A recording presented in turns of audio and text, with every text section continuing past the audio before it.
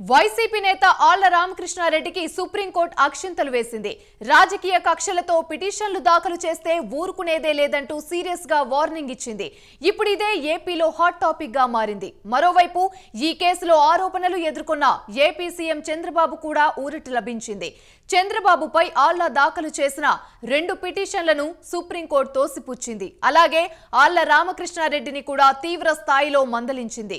మరోవైపు ఆళ్లకు ఇది ఓపెనింగేనని, ఆయన చేసిన నిర్వాహకాలు, తప్పుడు పిటిషన్లు, తప్పుడు ఫిర్యాదులపై ఇక వరుస బ్యాటింగ్ ఉంటుందని టీడీపీ వర్గాలు చెప్తున్నాయి. మరి టీడీపీ నెక్స్ట్ టార్గెట్ ఆళ్ల రామకృష్ణారెడ్డేనా?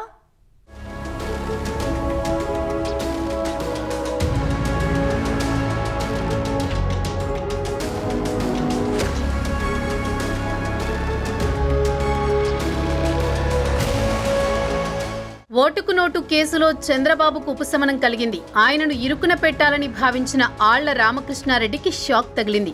ఓటుకు నోటు కేసులో చంద్రబాబుపై ఆళ్ల రామకృష్ణారెడ్డి సుప్రీంకోర్టును ఆశ్రయించారు. చంద్రబాబుపై ఆయన 2 పిటిషన్లు దాఖలు చేశారు. కానీ సుప్రీంకోర్టు వాటిని పరిగణలోకి తీసుకోలేదు. పైగా పిటిషనర్ ఆళ్ల రామకృష్ణారెడ్డిని తీవ్రస్థాయిలో మందలించడం హాట్ టాపిక్ గా మారింది. 2014లో ఏపీలో టీడీపీ అధికారంలోకి వచ్చింది. అప్పుడే రాష్ట్ర విభజన జరగగా ఏపీలో చంద్రబాబు సీఎం అయ్యారు. తెలంగాణలో కేసీఆర్ నేతృత్వంలోని టీఆర్ఎస్ అధికారంలోకి వచ్చింది. అయితే వీరిద్దరి మధ్య రాజకీయ విభేదాలు కొనసాగాయి. ఈ నేపథ్యంలో తెలంగాణలో నామినేటెడ్ ఎమ్మెల్సీ కొనుగోలు విషయంలో చంద్రబాబుపై అభియోగాలు వచ్చాయి. రేవంత్ రెడ్డి, నరేందర్ రెడ్డి ఓట్లు కొనుగోలు చేసినట్లు ఆరోపణలు వచ్చాయి. అప్పట్లో చంద్రబాబు ప్రలోభ పెట్టినట్లు ఒక ఆడియో సైతం బయటకొచ్చింది. అయితే అప్పట్లో కేసీఆర్ ప్రభుత్వం చంద్రబాబుపై కేసు పెట్టేందుకు వెనకడుగు వేసింది. ఫోన్ ట్యాపింగ్ వివాదం తెరపైకి వస్తుందని భావించి వెనక్కి తగ్గింది. ఈ తరుణంలోనే ఆళ్ల రామకృష్ణారెడ్డి న్యాయ పోరాటం చేయడం ప్రారంభించారు.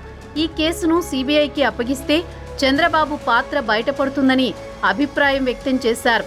అందుకే ప్రజా ప్రయోజన వ్యాజ్యం వేశారు. మరోవైపు ఇదే కేసులో చంద్రబాబును నిందితుడిగా చేర్చాలని మరో పిటిషన్ కూడా వేశారు. అయితే సుప్రీంకోర్టు ఈ 2 పిటిషన్లను కొట్టేసి ఆళ్లకు షాక్ ఇచ్చింది.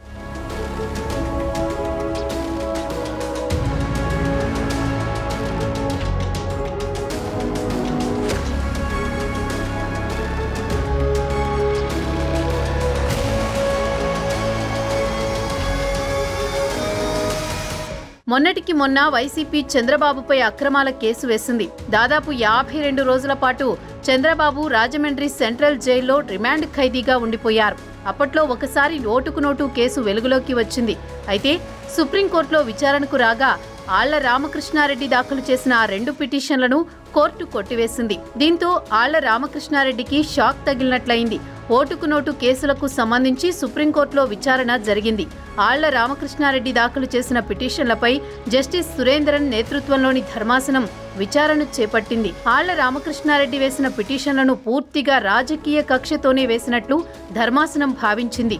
రాజకీయంగా కక్షలు ఉంటే బయట చూసుకోవాలని, కోర్టులను వేదికగా చేసుకోవద్దని దేశ సర్వోన్నత న్యాయస్థానం ఆళ్ల రామకృష్ణారెడ్డిని హెచ్చరించింది.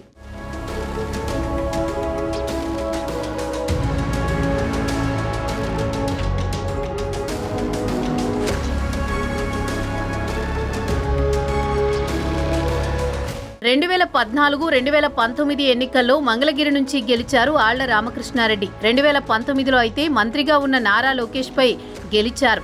గత 5 ఏళ్లుగా న్యాయస్థానాల్లో పిటిషన్లు వేసి టీడీపీ నేతలను వెంటాడారు ఆళ్ల.